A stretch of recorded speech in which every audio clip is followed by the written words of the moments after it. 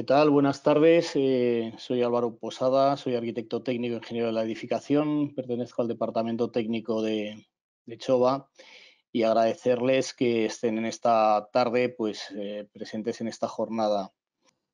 Bueno, simplemente una pequeña presentación de lo que es la empresa. Somos una empresa que fabrica productos de imperización, aislamiento térmico y aislamiento acústico. Tenemos una gama de láminas de altas prestaciones bituminosas y actualmente con lo que es el DBH6 pues hemos desarrollado una gama de productos también contra el radón. Bien, creo que somos una empresa pequeña, no somos una empresa multinacional, pero bueno, yo creo que estamos bastante implicados con la sostenibilidad y la rehabilitación. Tenemos declaraciones ambientales de productos de diferentes gamas de productos de nuestro portfolio.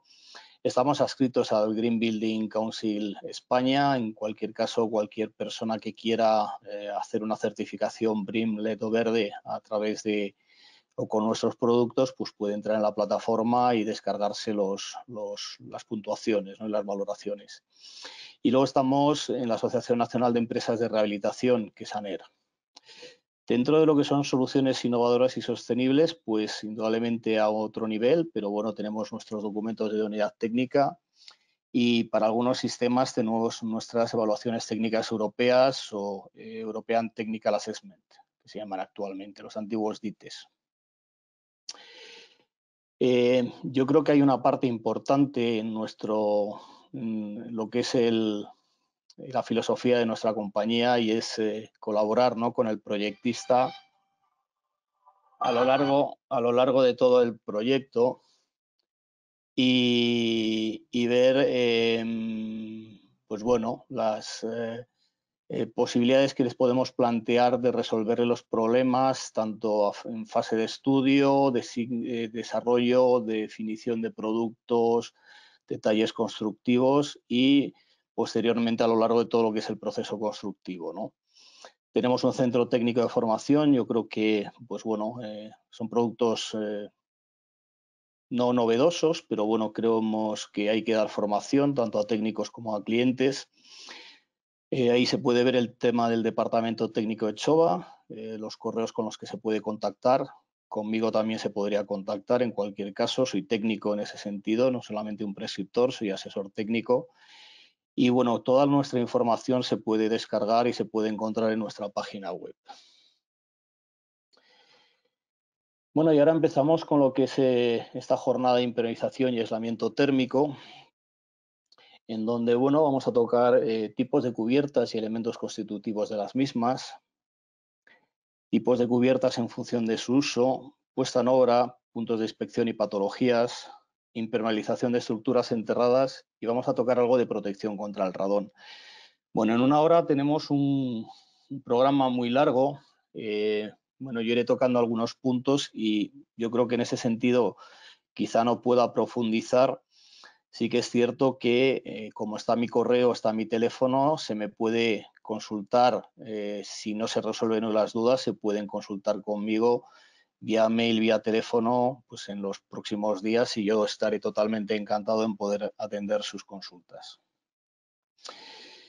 Bien, bueno, vamos a ver. Antes de nada, yo creo que es bueno empezar un poco por establecer, es decir, hablamos de impermeabilización y hay que tener en cuenta cuando se acomete una impermeabilización qué posibles fuentes de entrada del agua podemos tener en nuestro edificio, ¿no? La capilaridad es la primera de ellas, viene del terreno y es la consecuencia de la tensión superficial de los materiales, ¿no? Nivel freático también nos proviene del terreno, pero no es un agua que está abajo y sube, sino que es un agua que ejerce presión, ¿no? Es un agua pues, a presión, ¿no?, sobre nuestros elementos constructivos, ¿no? Tenemos la filtración, que es lo que normalmente estamos acostumbrados y en donde probablemente más causas de patología haya, que es consecuencia de la gravedad del agua, de la presión eólica.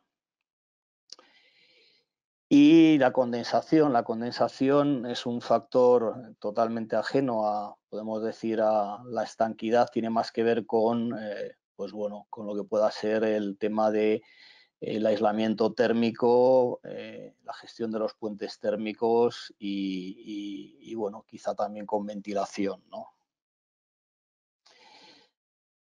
Bueno, si nosotros hiciésemos un análisis de un edificio, pues nos podríamos encontrar con que eso es capilaridad, es decir, cómo el agua puede penetrar a través de nuestras cimentaciones en muros de carga o en muros que tengamos en contacto con el terreno. A menor diámetro del capilar, ¿no? del material, mayor ascensión. Presión o nivel freático lo vamos a tener también en el terreno, pero lo vamos a tener también en los muros de sótano, ¿no? de nuestro edificio. Filtración, pues nos las vamos a encontrar pues, por acción de la lluvia, ¿no? En cubiertas inclinadas, voladizos, cubiertas planas. Y por efecto también de la lluvia y el viento, pues nos podemos encontrar temas de filtraciones en ventanas, en bordes de aleros, bueno, en otros puntos que todos somos conocedores, ¿no? Y la condensación, como comento, es un tema que fundamentalmente se debe a ese problema, a esa falta de aislamiento, esa deficiencia de aislamiento en algunos puntos. Y bueno, pues se va a producir en paredes interiores, se puede producir también en la cubierta y bueno, pues en cubiertas exteriores, ¿no? Bueno, vamos a hablar ahora un poco de lo que son las cubiertas. Pues tenemos un soporte resistente, ¿no? Que es el elemento que nos, bueno, ahora hablaremos, soporte de la impermeabilización, formación de pendientes. Es importante y en el DBHS1, en la parte con comentarios, cuando habla de la pendiente de la cubierta, que el código técnico establece que debe ser mayor de un 1%, dice que esa pendiente se considera por debajo de la impermeabilización, es decir, la impermeabilización debe tener pendiente. En otro caso, con otras necesidades, se requerirá de un documento de idoneidad técnica. Vamos a requerir o puede ser necesario una barrera de vapor, capas auxiliares, aislamiento térmico, una membrana impermeabilizante y una protección, ¿no? Yo creo que eso ya empezamos con puntos de inspección, es decir, cuando nosotros diseñamos o estamos colaborando en un estudio de arquitectura o incluso cuando llevamos la dirección de ejecución de la obra, tenemos que ser conscientes de que tendremos que chequear si estos elementos están descritos, correctamente descritos y son los adecuados indudablemente para nuestro tipo de cubierta. Bueno, el soporte es el elemento que mantiene la estabilidad del sistema de impermeabilización, pues puede ser un forjado, una losa de hormigón, una chapa grecada en cubierta de con un tablero de madera o rasillas, ¿no? Como pueden ser estos tres casos, una cubierta tradicional, una cubierta industrial tipo deck o una cubierta con tegola canadiense con placa asfáltica, que son todos los productos de nuestra casa. ¿Qué es el soporte de la impermeabilización? Pues el elemento del sistema sobre el que se coloca la membrana impermeabilizante. Es un poco lo que he comentado, es decir, el código técnico establece que si el forjado no tiene inclinación o el soporte resistente no tiene inclinación, habrá que darle unas pendientes para conseguir ese 1% mínimo que exige. Bueno, esto se puede conseguir o si el soporte de la impermeabilización pueden ser morteros, bien un mortero de cemento. Yo en algunos libros he leído morteros pobres, ¿no? Al menos un M5. Un hormigón celular, yo recomendaría que fuese acabada una capa de regularización de mortero, más que nada por la posible falta de resistencia mecánica y no lo recomendaría nunca un hormigón celular para cubiertas con tráfico vehicular. Y un hormigón con álidos ligeros, en donde también recomendaría pues, una capa de regularización antes de la impermeabilización, más que nada porque las bolitas, la vermiculita, la perlita y tal, pues son agentes que son punzantes. Soporte de la impermeabilización que pueden ser también pues, aislamientos térmicos compatibles con el sistema de impermeabilización, eso es lo que dice el código técnico, pero también con el uso de la cubierta, es decir, yo puedo tener una lana mineral que es acabada en oxiasfalto, que es compatible, pero no me permite encima colocar o utilizar o ir a una solución de cubierta de aparcamiento, ¿no? Entonces, no solamente tiene que ser compatible con el sistema de impermeabilización, sino que tiene que ser el adecuado al uso de la cubierta que vayamos a darle. Y el soporte resistente, pues bueno, pues también puede ser, es decir, y elementos prefabricados de hormigón, sin más. Bueno, aquí en este caso, fotos de una obra de unas viviendas en donde podemos ver las maestras para Posteriormente, hacer un hormigón aligerado con árido ligero. Importante también que sepamos que el coeficiente de conductividad térmica del hormigón aligerado con árido ligero es de 0,12 y en cuanto estamos hablando de morteros estamos yendo a 1 aproximadamente. El espumado pues, puede tener valores teóricos importantes, pero luego la dosificación es mucho más complicada, ¿vale?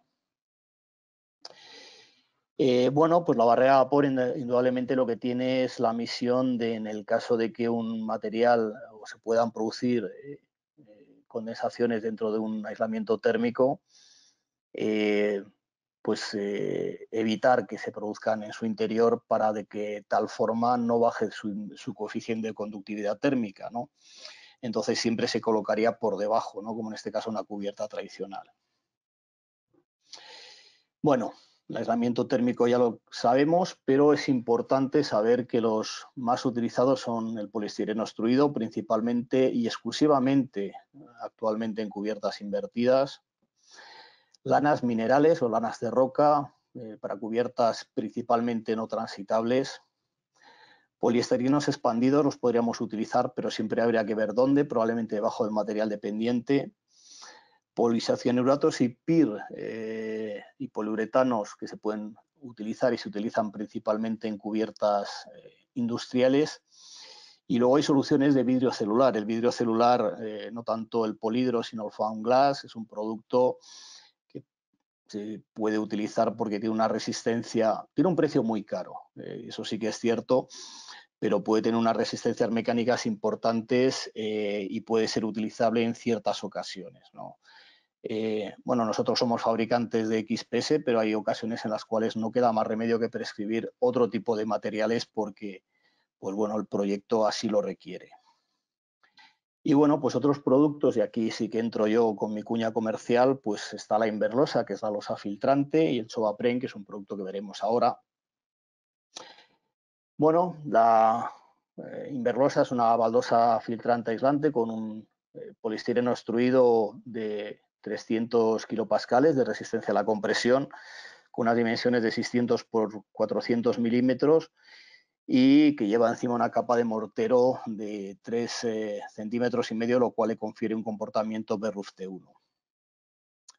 Bueno, aquí vemos, por ejemplo, una obra. Este producto está dentro de nuestro documento de idoneidad técnica Politaber Chovaplast para cubiertas sin pendiente.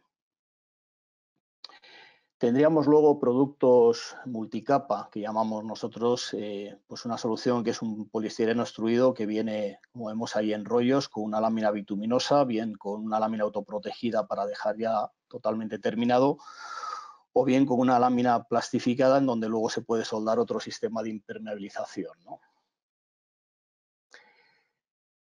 ¿Cómo podemos decir que se fija este material al soporte? Es principalmente, yo considero que un producto más para rehabilitación que para obra nueva. Se puede utilizar fijando mecánicamente en las bandas de solape o bien estamos desarrollando actualmente una solución con un adhesivo de poliuretano con unas pruebas de succión al viento que hemos realizado en Bélgica y en donde mediante cordones o bien en espiral pues se puede disponer el material y como vemos ahí debajo de una antigua impermeabilización bituminosa. Y luego tenemos soluciones que actualmente están incluidas también dentro de nuestro documento de idoneidad técnica, en donde para rehabilitación planteamos la posibilidad de combinar lo que sería el Chovaterm, acabado en una impermeabilización bituminosa plastificada, un geotextil y posteriormente una Inverlosa. Vemos aquí los adhesivos, los cordones de adhesivo. Vemos aquí el Chovaterm, un geotextil que habría que colocar y posteriormente la Inverlosa. Bueno, esto es más que una charla comercial, es una charla de formación, creo yo, ¿no? Entonces, bueno, pues vamos a entrar un poco también en aislamiento térmico, porque una parte de esta formación es de aislamiento térmico. Bueno, ¿cómo calculamos los requerimientos, ¿no? de aislamiento térmico de nuestra envolvente? Bueno, pues el anejo B se establecen las zonas climáticas tanto de invierno como de verano. pues bueno, para el HE1, que es el que en definitiva nos establece las características a nivel de transmitancias térmicas y de la K límite del edificio, pues utilizamos esta tabla. Entonces, bueno, pues vemos que aquí tenemos, me he despistado, aquí tenemos Navarra, donde Navarra tenemos zona C2, D2, D1 y E1, ¿vale? Realmente serían zonas de invierno C, D y E. Ayer me tiré toda la tarde buscando una zona C por debajo de 50 metros y no la encontré. Puede ser que sea probable que exista. Sí que me fue factible encontrar zonas de 2, de 1 y zonas E1, ¿no? Bueno, capital de la comunidad autónoma es Pamplona, 450 metros de altitud, es lo que aparece en diferentes documentos. Pues en este caso estaríamos en zona D1, ¿vale? Por lo tanto, vamos a necesitar unos requerimientos, unas transmitancias térmicas determinadas para nuestra envolvente. Si me voy a Lodosa estuve mirando entre el Baztán, ¿no? Que es una zona que me trae recuerdos por amigos que he tenido allí, y luego Lodosa es típico, ¿no? Por el tema de los famosos, se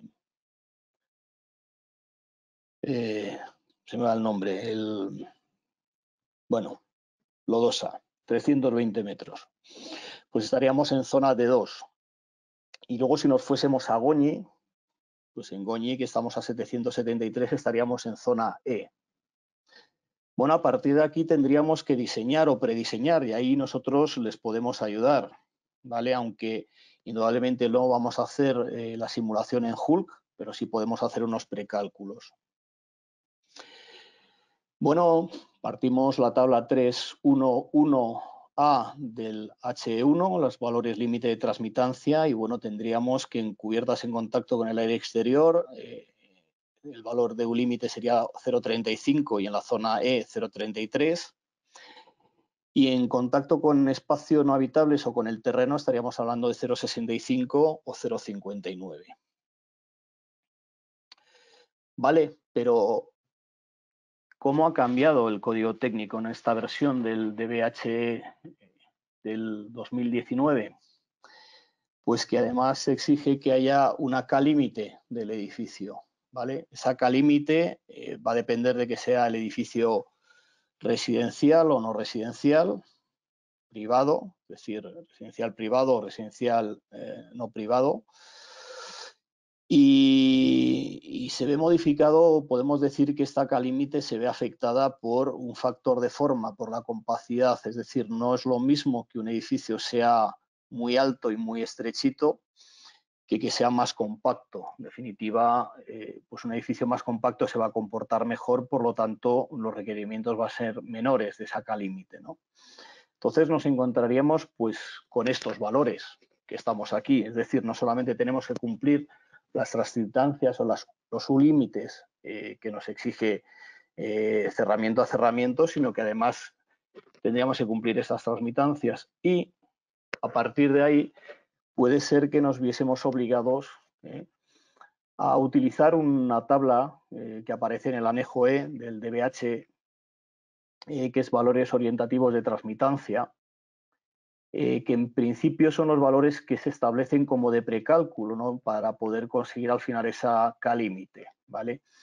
Entonces, bueno, pues pasaríamos ahora, si se fijan ustedes, a valores de 0,22 y 0,19. Estamos hablando ya de valores muy similares a los que puedan establecer edificios de consumo casi nulo o estándar passive house, no tanto, porque, bueno, quizá la diferencia es que el Passive House sí que tiene muy en consideración los puentes térmicos, no tanto Hulk.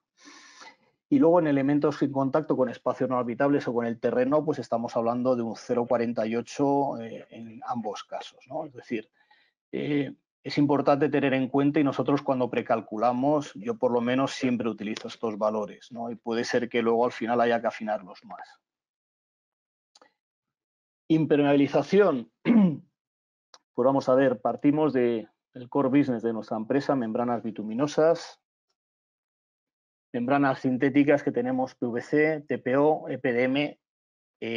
Yo sé que en Navarra la batalla está perdida, el EPDM es un 80 o un 70% de lo que son las impermeabilizaciones, pero hay que defender las soluciones bituminosas. Membranas líquidas poliméricas, que estaríamos hablando de poliureas y poliuretanos, con unas condicionantes de aplicación también complicadas, y luego membranas cementosas para usos, pues bueno, particulares, ¿no? Quizá piscinas, aljibes, etcétera. Yo siempre digo, nosotros fabricamos una gama de productos. Bueno, y ahí no he metido las bentonitas porque estoy hablando no de cubiertas, estoy hablando de cubiertas, no de estructuras enterradas, pero un sistema de impermeabilización tiene que tener una serie de requisitos, ¿no? La estanquidad, la resistencia al punzonamiento, la resistencia a la tracción, penetración de raíces en el caso de cubiertas ajardinadas. Nosotros recomendamos adherencia al soporte, es decir, soluciones adheridas más que las soluciones flotantes, aunque podríamos entrar en un debate infinito en este sentido. Resistencia a la fisuración que pueda manifestarse en el soporte estructural, esto es el crack bridging properties que dicen los ingleses, y luego indudablemente la durabilidad, ¿no? Pues en función de estas necesidades que nosotros tengamos, pues tendremos que decidir qué tipo de producto utilicemos. Indudablemente también basándonos en la tipología del edificio, el tipo de cubiertas y una serie de parámetros, ¿no? del proyecto, pues decidiremos una solución u otra, ¿no? Láminas bituminosas, no quiero hablar mucho, pero sí decir que todas las láminas son de color negro, pero no todas las láminas tienen las mismas prestaciones. Están compuestas por un mástico, por una armadura en el interior, como si fuese un bocadillo, y una terminación. Pero aquí es donde tenemos las diferencias, es decir, tenemos el PAN, que sería el asfalto, puede ser de polímero elastómero, de mayores prestaciones, y pueden ser polímeros plastómeros, y en este sentido hay dos gamas, una gama de Chovaplast Extra, que tienen todos los fabricantes con plegabilidad menos 15 grados, y otra gama de betún aditivado, ¿vale? El betún aditivado puede ser utilizado como lámina auxiliar, no puede ser utilizado como impermeabilización principal, ¿no? Lo digo porque en ocasiones yo he visto proyectos, incluso obras ejecutándose con láminas de betún aditivado. Y luego tienen diferentes tipos de jamón, ¿no? Entonces el jamón pues normalmente es fibra de vidrio o poliéster, ¿no? Incluso poliéster estabilizado y reforzado, que es nuestra gama combi, que es armaduras, podemos decir, de muy altas prestaciones. Por lo tanto, podemos ver que igual que uno puede ir a un bar y pedir un bocadillo y costarle 3 euros y irse al mismo restaurante y ese bocadillo con otro pan y otro jamón le cuesta 10 euros, pues y pensamos que es el mismo bocadillo, pues con una lámina bituminosa pues pasa realmente lo mismo. Láminas sintéticas de PVC, todas las conocemos en posición flotante. Nosotros no tenemos producto flishback, es simplemente producto flotante con geotextil arriba y geotextil abajo. Tenemos láminas sintéticas de TPO. El TPO es producto plástico, quizá ventajas que puede tener es que es compatible con las láminas bituminosas, es menos flexible, es más difícil de tratar. Pero quizá tiene un comportamiento muy bueno en cuanto a que tiene un índice de reflexión solar de en torno al 102% y bueno, es muy utilizado hoy en día en naves logísticas principalmente. Este sería, por ejemplo, las láminas nuestras. En este caso, con un soporte de un PIR aluminizado por las dos caras y en este caso sobre un soporte de lana mineral y como vemos siempre en fijación mecánica. Capas auxiliares pues se intercalan entre elementos del sistema de impermeabilización con diferentes funciones, pues normalmente los geotextiles, antiadherentes, antipunzonantes, filtrantes, separadores. Las capas separadoras normalmente cuando hay incompatibilidad química, es decir, hay productos que sí que son incompatibles químicamente, es decir, una cosa es que entre una lámina bituminosa y un aislamiento térmico se coloque un fieltro geotextil por separar diferentes elementos y que funcionen de forma independiente, pero en el caso de PVC sí que es importante, ¿no?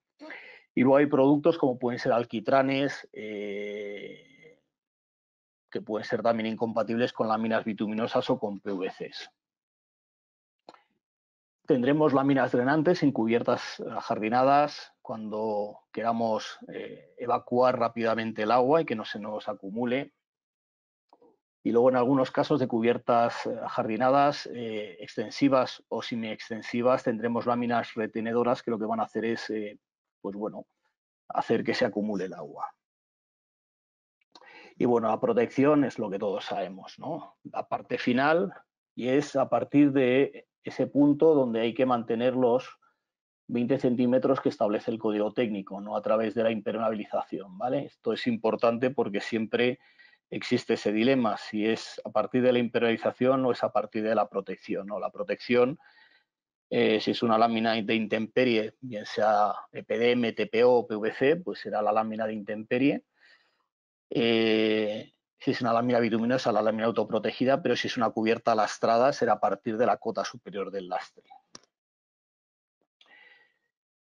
Tipologías tradicionales de cubiertas, pues peatones, uso privado, espacios públicos deportivos intensivos. En este caso se consideran aquellas cubiertas que además de tener, podemos decir, solicitaciones de uso público, pues pueden estar solicitadas puntualmente para el tráfico de vehículos, ¿no? Es la típica casuística o el típico caso de la zona de paso de bomberos, ¿no? Dentro de un edificio, de una urbanización, ¿no? Cubiertas transitables para cubiertas de aparcamiento, pues serían aquellas cubiertas que están destinadas exclusivamente, no principalmente en un porcentaje muy alto, pues la cubierta de un parking, ¿no? de un edificio en planta alta, ¿no? Indudablemente todos estos factores nos van a ir exigiendo tener unas capas diferentes, ¿no? Cubiertas no transitables, bien con protección pesada que pueda ser grava o bien con lámina autoprotegida o lámina de intemperie, si fuese PVC o fuese TPO. Y luego cubiertas se llaman no transitables, pero pueden ser transitables porque luego entraremos en cubiertas ajardinadas y las cubiertas ajardinadas pueden ser transitables. Pero bueno, tienen esta definición y serían cubiertas donde, por desgracia, tenemos unos seres que viven allí, que tienen vida propia, ¿no? Y que tienen unas raíces, tienen un tejido radicular y que por lo tanto esas láminas tienen que ser, o tienen que haber pasado un ensayo de penetración a raíces, ¿no? Bueno, este sería el caso de una cubierta transitable de uso privado, invertida en este caso, una solución tradicional con soportes regulables en altura, no es quizá muy frecuente en edificación. Para mí creo que funcionan bastante bien, porque además el agua permite que discurra por debajo, no por encima, por lo tanto la escorrentía, bueno, aquí está el que dice, no, bueno, es que prefiero que circule por arriba porque como la impermeabilización va a fallar, pues mejor que circule por arriba. Bueno, yo creo que la impermeabilización debe funcionar siempre, ¿no? Pero lo que sí que nos permite es que no haya encharcamientos, ¿no? Entonces, bueno, tenemos una impermeabilización, en este caso vemos cómo hay una imprimación, es una solución adherida.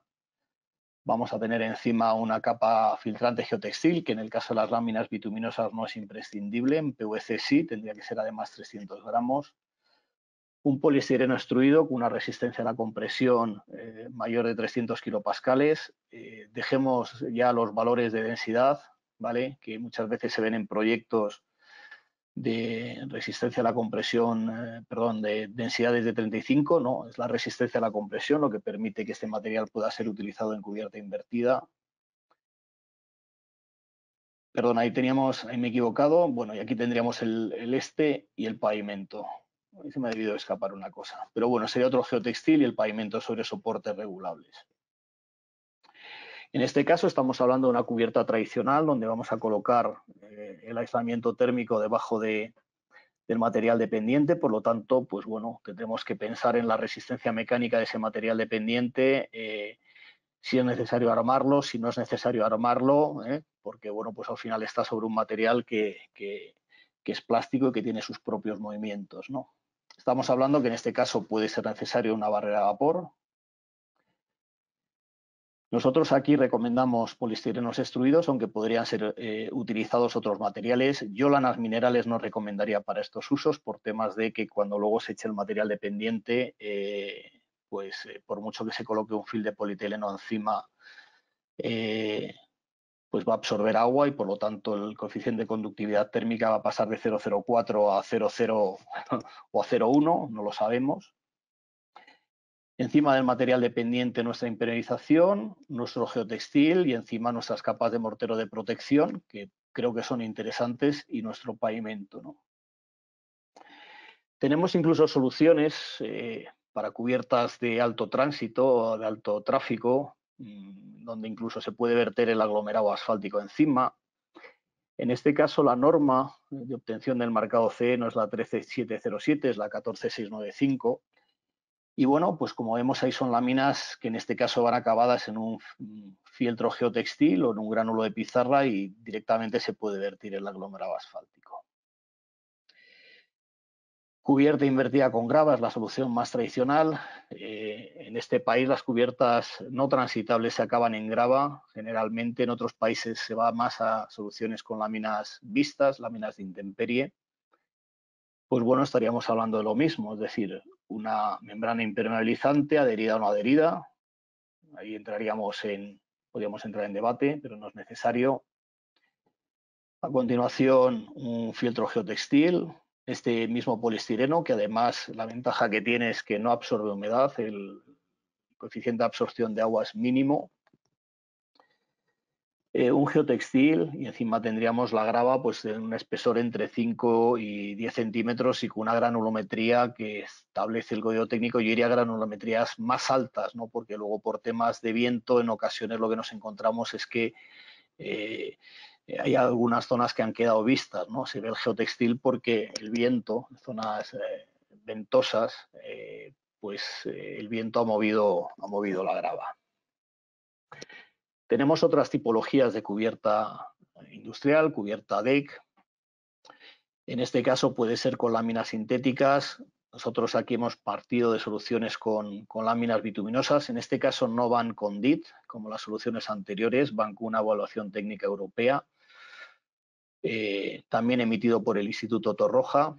Y bueno, pues vamos desde unas soluciones con láminas, que en este caso hablaremos de ellas, que son láminas descontaminantes, láminas que son capaces de transformar el óxido de nitrógeno del medio ambiente en materias inertes.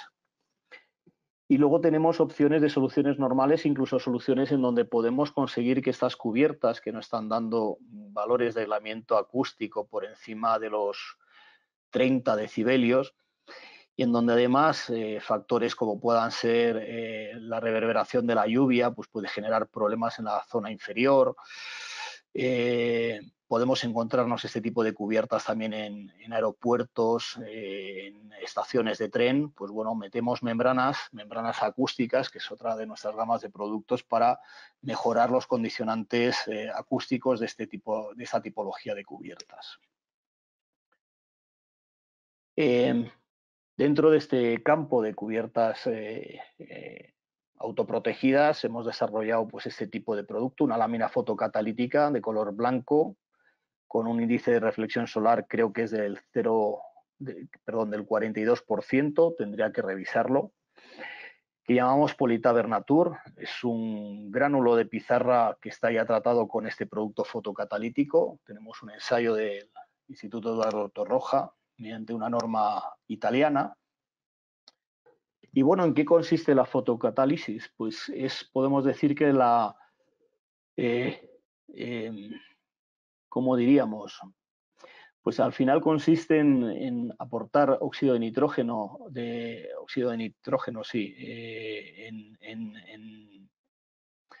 en lo que sería el material, de tal forma que este óxido de nitrógeno, por efecto de los rayos ultravioletas y del agua, descomponen, podemos decir, los NOx del medio ambiente, se convierten en materia inerte, o sea, sería un producto residual que no afectaría al medio ambiente y a través de nuestra red de pluviales se iría, podemos decir, a la red de evacuación sin ningún tipo de problema.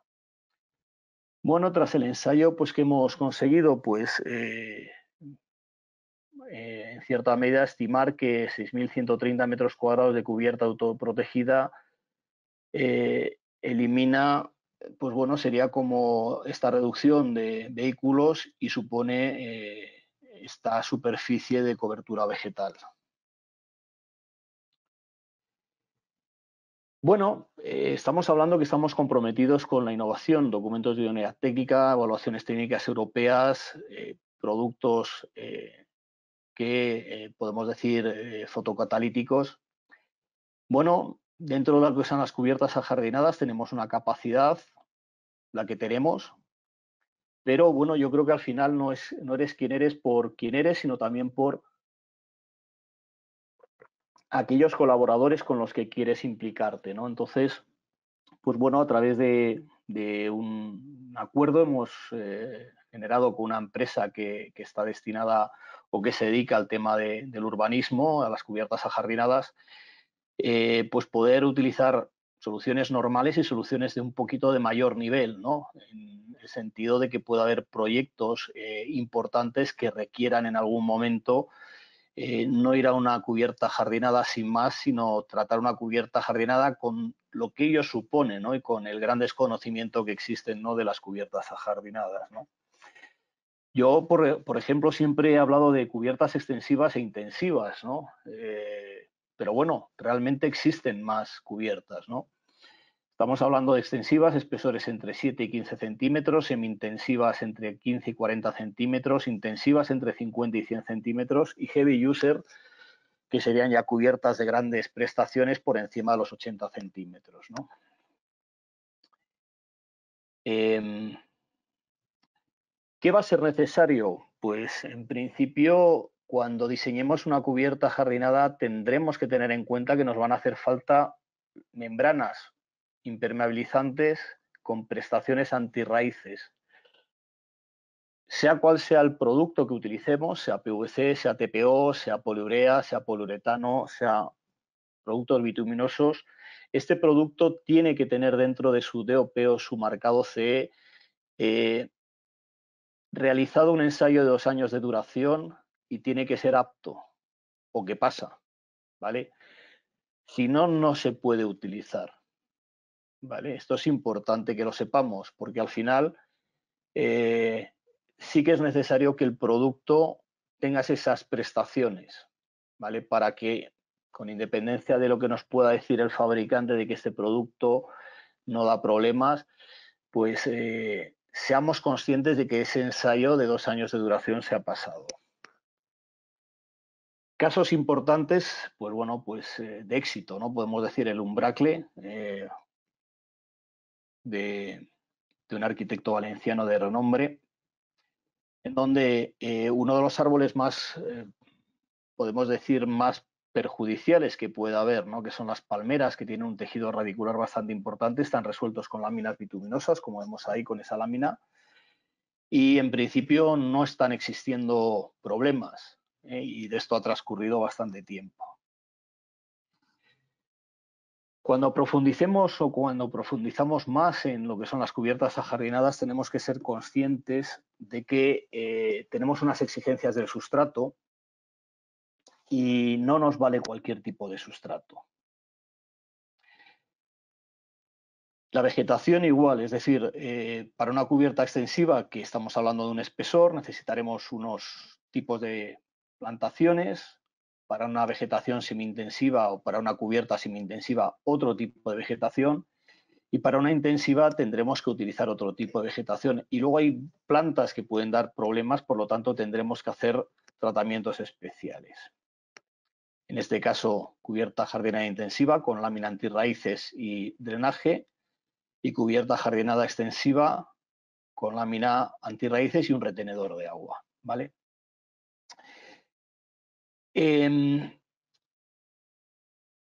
Creo que somos parte de los arquitectos técnicos, partes del proyecto, y en muchas ocasiones entramos cuando ya el proyecto está redactado y y somos los responsables de la ejecución. Es decir, la ADF es la responsable o tiene sus responsabilidades según aparece en la ley de ordenación de la edificación, y la DEO tiene otras responsabilidades, ¿no? Bueno, Musat establece esto tiene 2 años, ha sacado otro documento ahora mismo, no he tenido tiempo de revisarlo, pero podemos decir que el porcentaje de patologías de cubiertas planas son los siguientes, ¿no? En primer lugar, los sumideros, por un inadecuado utilización o la utilización de sumideros inadecuados, ¿no? O por rematar de forma inadecuada los sumideros, ¿vale? Elementos singulares, los encuentros con paramentos verticales, ¿vale? Muchas veces por no tener en cuenta que tenemos que mantener esos 15 centímetros y que por muchas veces los puntos singulares siempre acaban dando problemas por una mala resolución o por una mala concepción ya de proyecto y en ocasiones también de gestión de obra. Otros, un 36%, pero a mí lo que sí que me dejó bastante impresionado fue ausencia de eficiencia de impermeabilización, es decir, el propio Musat llega a la conclusión de que un 34% de las patologías en cubiertas planas es por la ausencia o por una deficiencia de impermeabilización o una incorrección de proyecto, pero que en cualquier caso también nos implica a nosotros, ¿no? Porque puede ser que estemos utilizando partidas que vengan recogidas de hace mucho tiempo, estén descontextualizadas, desactualizadas y estemos utilizando productos que no cumplen normativas actuales, ¿no? Entonces, quizá ahí es donde nosotros podemos dar ese apoyo, ¿no? De revisar el proyecto, apoyar en el proyecto y, bueno, pues si ya el proyecto está redactado, pues poder resolver esas o analizar, ¿no? Creo yo, esas descripciones que vienen en proyecto y ver si son las adecuadas para el tipo de obra que se requiere. Hablamos de puntos de inspección, pues bueno, aparte de la sección principal, yo creo que una cubierta tiene todos estos puntos singulares, paramentos verticales, sumideros, juntas de dilatación estructurales, juntas de trabajo del soporte de la impermeabilización, encuentros con bordes laterales, rebosaderos, elementos pasantes, anclajes, accesos y aberturas, encuentros con muros de sótano, y yo creo que quizá muchas veces no le damos la importancia que tienen a estos puntos. Es decir, nosotros en nuestras partidas que se pueden encontrar, pues vienen algunos de ellos, pero no vienen todos. Pero estos detalles en muchas ocasiones se pueden estudiar.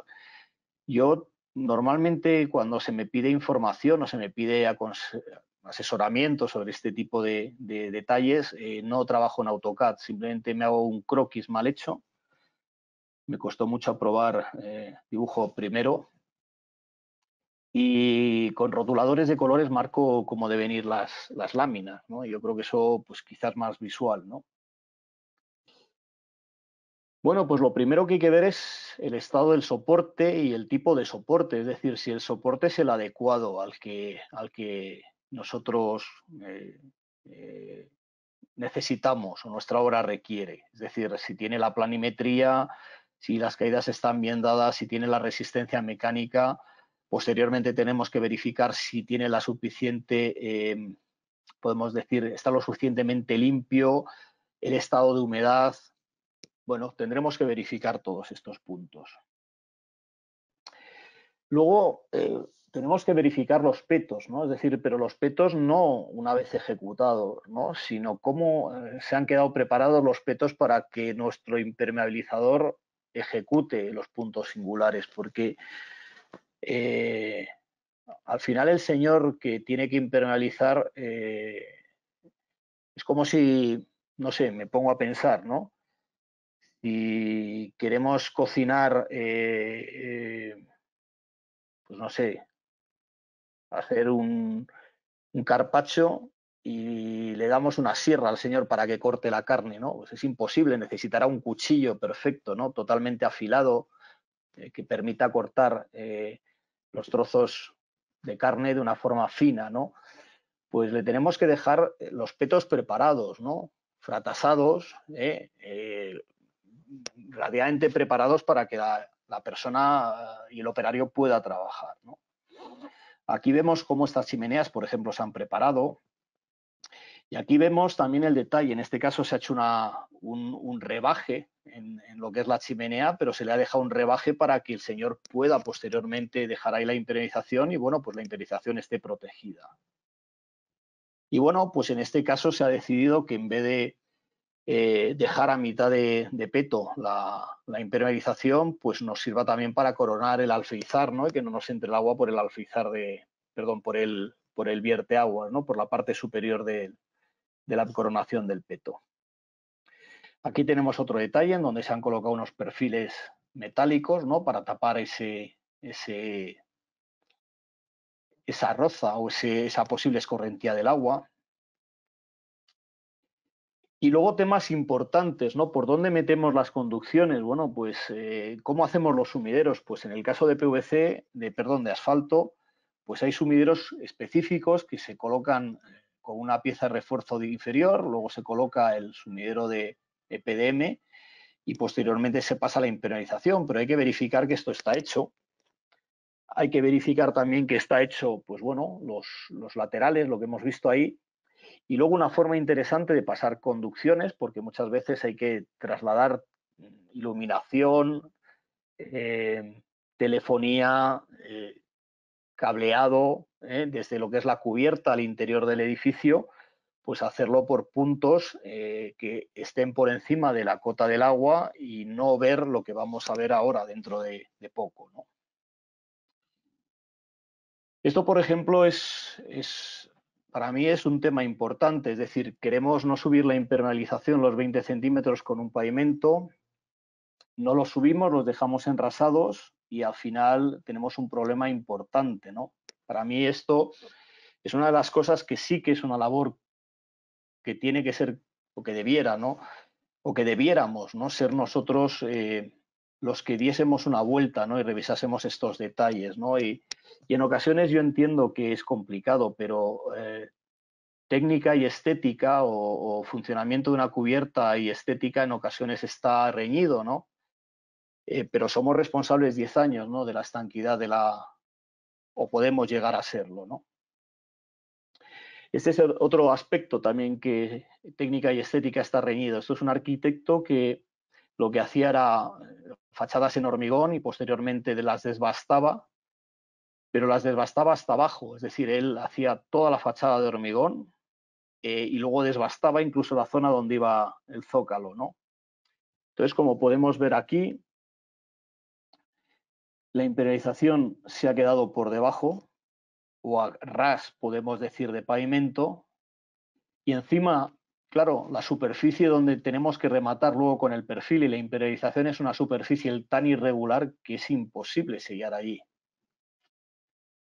Entonces, pues bueno, este tipo de cosas habría que intentar, quizá en este tipo de casos, pues o colocar una canaleta o ir a otro tipo de pavimento o directamente decir que es imposible hacerlo, ¿no?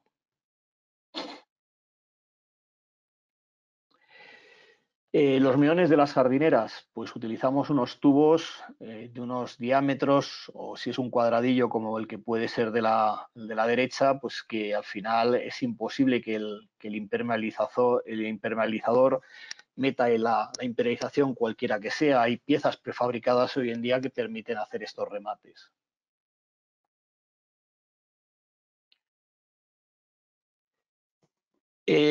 Otro aspecto es, queremos dejar las cubiertas a nivel, ¿no? Por temas de accesibilidad, temas estéticos. Bueno, puede hacerse, sí puede hacerse, pero hay que tener en cuenta que lo que no se puede dejar aquí, como aquí se ve, es la impermeabilización que no ha subido ni 5 centímetros en el borde. Aquí no se ha rematado contra la perfilería y aquí nos encontramos con la misma situación, ¿no? Bueno, habría opciones y nosotros así lo tenemos recogido en nuestro documento de unidad técnica mediante la colocación de una canaleta delante de la puerta y de toda esa zona para poder permitir en cierta medida el poder dejarlo a nivel, ¿no? Esa canaleta que es de esas dimensiones o puede ser de dimensiones similares.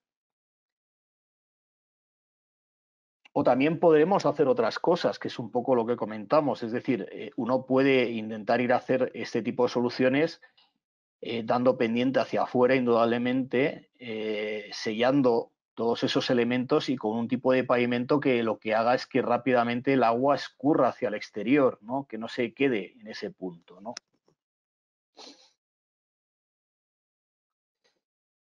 Bueno, esto es lo que vemos de los petos que comentaba antes, más que de los petos del paso de instalaciones, ¿no? El paso de conductos, ¿no? Es decir, esta es una imperización con PVC en donde además en la zona del sumidero es donde hemos puesto los tubos y luego hemos sellado con un mortero que nos habrán dicho que es súper flexible, súper impermeabilizante, pero que al final no sella y el agua nos está entrando a raudales.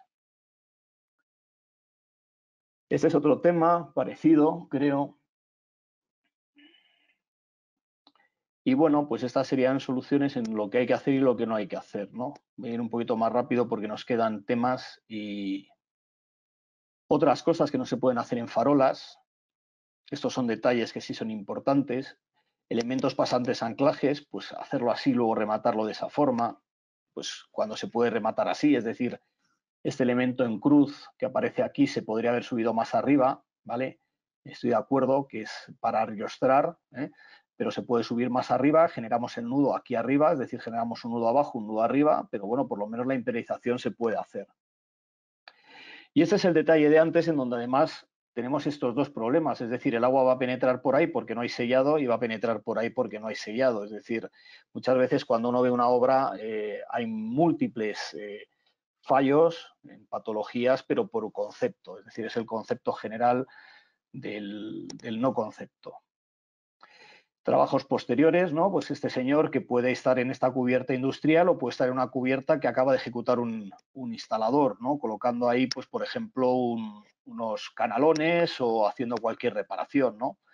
O incluso este trabajo de impermeabilizar y querer separar las divisiones superiores del edificio, pues en vez de colocando una capa de mortero de protección, colocando el ladrillo encima de la imperización, ¿no? Y eso hubiese sido bien fácil, colocar ahí una capa de mortero de protección y trabajar encima y evitarnos pues esos punzonamientos.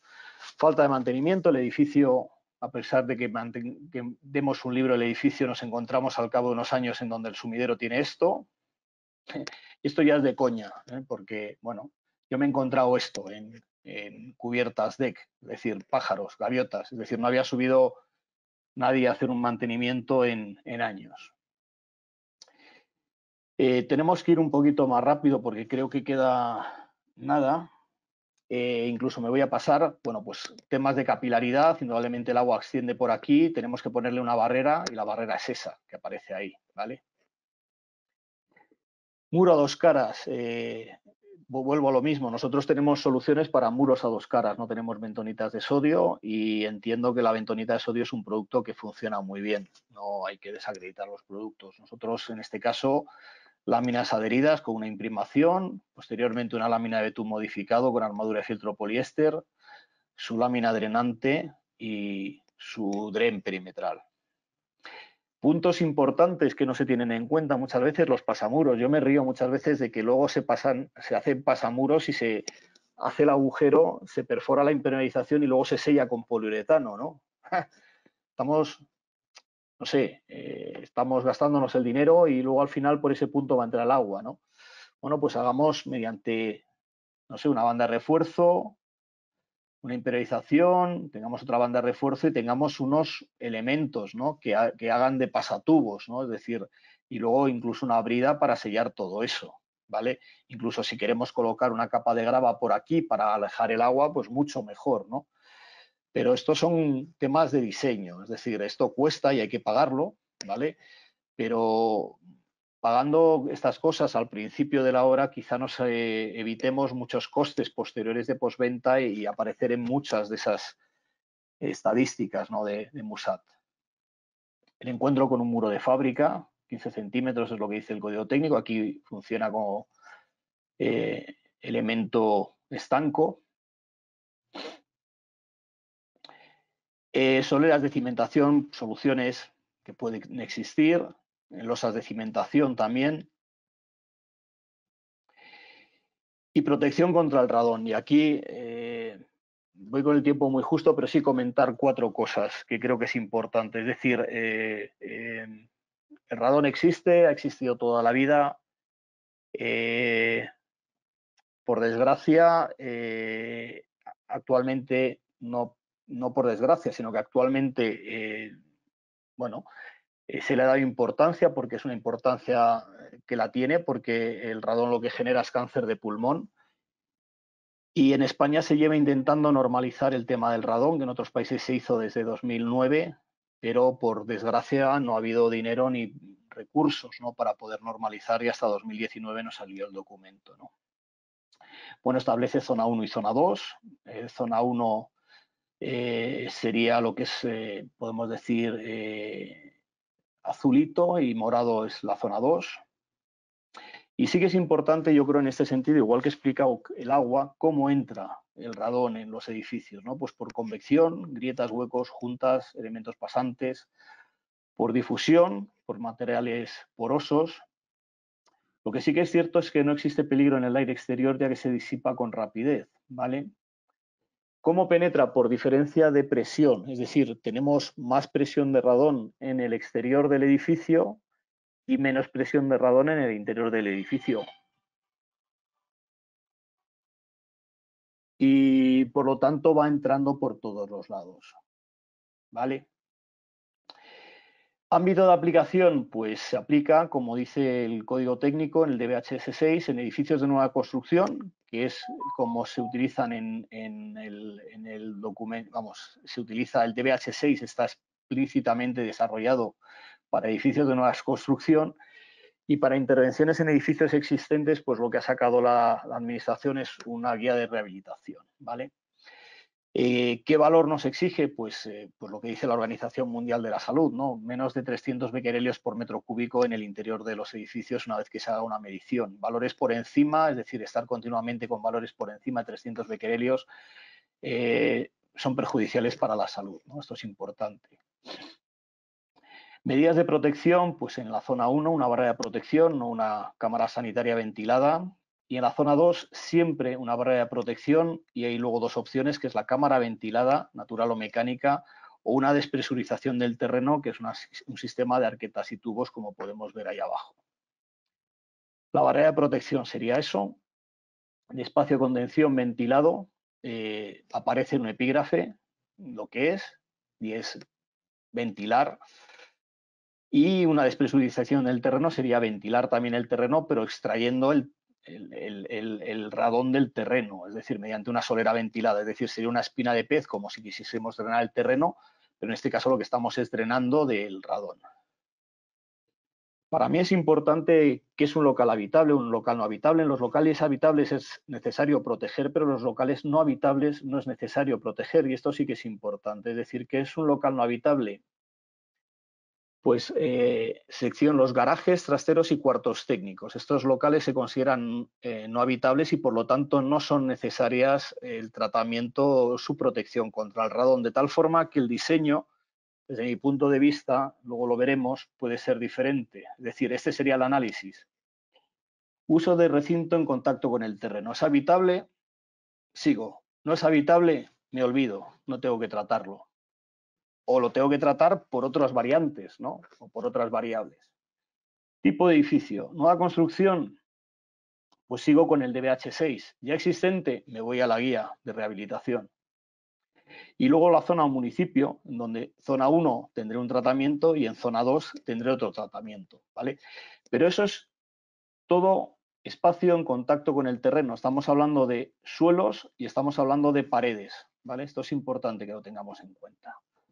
Nosotros tenemos láminas bituminosas que hemos ensayado y cumplen las prestaciones del código técnico, ¿vale?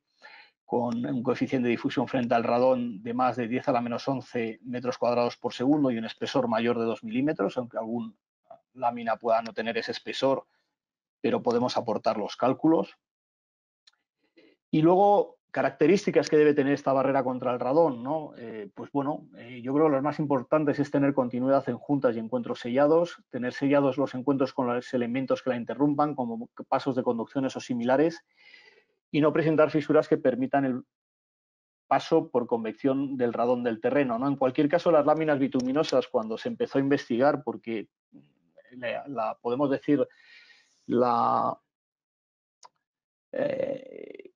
la influencia o la repercusión que empieza a tener el radón en las personas es a partir de la crisis del petróleo, pues ya a partir de esa época se empieza a ver que tanto láminas o el betún, los asfaltos, las láminas de aluminio y las láminas plásticas son productos que funcionan. Pues en muchísimos países las láminas que se utilizan son láminas bituminosas, que además en este caso pues son productos de rotación, son productos que nosotros tenemos estandarizados y nunca va a haber problema de suministro, ¿no? Y la gente además lo sabe colocar. Tendríamos aquí la solución en forjado sanitario zona 2, en donde tenemos un espacio de contención, una cámara ventilada, es decir, con la ventilación que exige. En el código técnico aparece qué exigencias hay para que un espacio pueda ser considerado espacio de contención ventilado. Y luego tendríamos en rojo la impermeabilización o la membrana de protección contra el radón. Lo mismo podría pasar si tuviésemos un cavity, es decir, el cavity nos podría funcionar como un espacio de contención ventilada y por encima podríamos colocar nuestra barrera contra el radón. Vemos cómo, pues bueno, en este caso se rematan la barrera de protección contra el radón, contra pilares, contra pasatubos, contra el muro de fachada. Es decir, probablemente esto nos lleve a la necesidad de hacer protecciones continuas y luego protegerlo con capa de mortero y la posibilidad de colocar luego, pues a nivel de sector de incendio, pues hacerlo incluso en nave, ¿no? Y bueno, pues este sería un ejemplo también, una zona 2.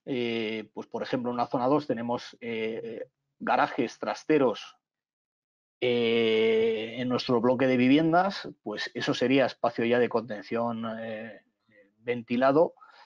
Nos serviría como tal, no tendríamos que impermeabilizar los muros o proteger los muros contra el radón. ¿Y dónde tendríamos que colocar nuestra barrera de protección contra el radón? Pues en la planta primera. Posibilidades de hacer temas de muros, el mismo sellado que comentamos antes. Las láminas en este caso son también bituminosas, pero de otras prestaciones. Y bueno, pues pasándome un poco en tiempo y quizás sin ninguna posibilidad de dejar ningún tipo de pregunta, pues gracias por su atención, es que ricasco. No sé si hay alguna pregunta. Juan, no sé si quieres entrar. Hola Álvaro, bueno, gracias por la presentación. En un principio no hay ninguna pregunta, ¿vale?